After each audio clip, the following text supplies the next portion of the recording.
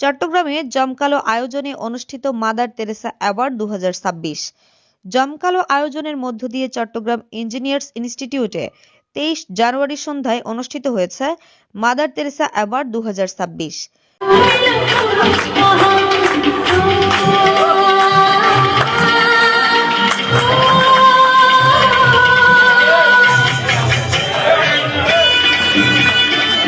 Mother Teresa ফাউন্ডেশনের আয়োজনে Bangladesh green leaf cultural forum ও অর্গানাইজড এই সম্মাননা অনুষ্ঠানটি ছিল মানবিকতা, সমাজসেবা ও গুণীজনদের অবদানের স্বীকৃতিতে ভরপুর।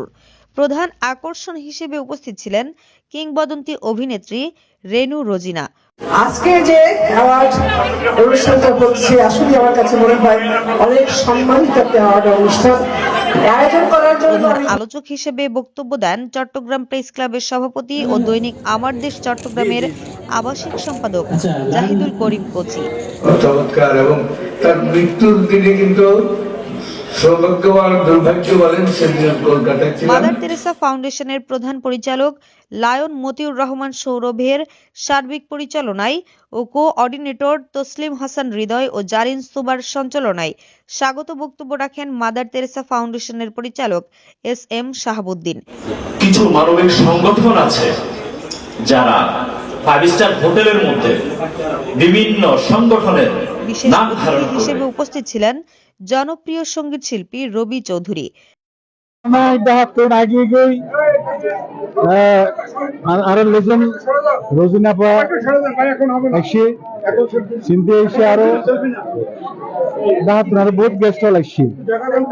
খুব ভালো লাগে আর দেখুন একদম মিলন মেলানো বইয়ে যারা যারা অ্যাওয়ার্ড পাইয়ে ভিউ সম্পাদক ওসমান গনি মনসুর, আমাদের আলোকিত সমাজের chairman AR Kamrul Islam, peace international human রাইটসের চেয়ারম্যান কামরুল কায়েস চৌধুরী, মানবিক পুলিশ হিসেবে পরিচিত মোহাম্মদ শওকত হোসেন, PPM মিডিয়া ব্যক্তিত্ব কারু কৃষাণ, সাখাওয়াত হোসেন শুভ, শাহেদ চৌধুরী, PBI ইন্সপেক্টর মর্জিনা আক্তার মরজু, অধ্যক্ষ জয়নাল আবেদিন, লায়ন মোখলেসুর রহমান প্রমুখ। অনুষ্ঠানে সভাপতিত্ব করেন মাদার তেরেসা ফাউন্ডেশনের পরিচালক ফরিদা আক্তার পুষ্প। এছাড়াও বিভিন্ন ক্ষেত্রে বহু গুণীজন ও মানবিক ব্যক্তিত্ব অনুষ্ঠানে অংশ নেন। পবিত্র কোরআন তেলাওয়াতের মাধ্যমে অনুষ্ঠানের সূচনা হয়। এরপর শহীদদের স্মরণে 1 মিনিট নীরবতা পালন এবং জাতীয় সঙ্গীত পরিবেশনের মধ্য দিয়ে আনুষ্ঠানিক কার্যক্রম শুরু হয়।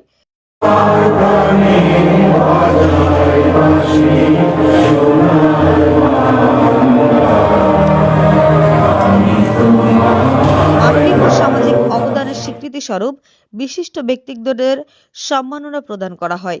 অনুষ্ঠানে সম্মাননা প্রাপ্তদের মধ্যে ছিলেন কিংবদন্তি অভিনেত্রী রোজিনা, সঙ্গীত শিল্পী রবি চৌধুরী, সাংবাদিক জাহিদুল করিম কোচি এবং রত্নগর্ভা মা সহ অন্যান্য গুণী ও মানবিক ব্যক্তিবর্গ। সম্মাননা ও সার্টিফিকেট প্রদানের পাশাপাশি আয়োজন করা হয় জনপ্রিয় কোরিওগ্রাফার আলমগীর হোসেন আলোর তত্ত্বাবধানে একটি মনোজ্ঞ সাংস্কৃতিক অনুষ্ঠান।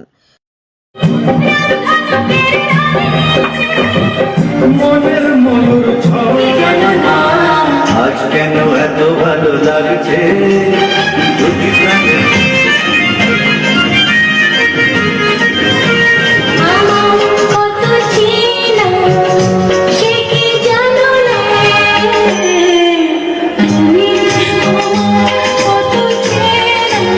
অনুভূতি প্রকাশ করতে গিয়ে রেনু রোজিনা বলেন, যে দেশে গুণীর কদর নেই সে দেশে গুণীর জন্ম হয় না।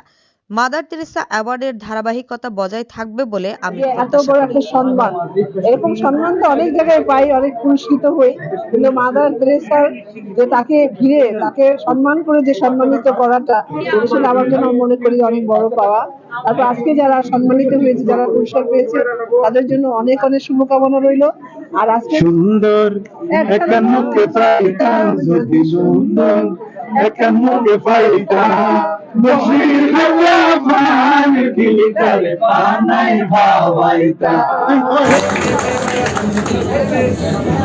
তরুণ উদ্যোক্তা, সেও এন্টারপ্রেনিউর, উদ্যোক্তা, মাকসুদ আকাশ আন্দোলন করতেছি। এই মানুষটার সাথে যতদিন চলি, যতদিন ফিরি, যতদিন অসহায় ভাবে, কিন্তু এই অসহায় মানুষের কাছে আমরা যাই, একবার খাবার দেই।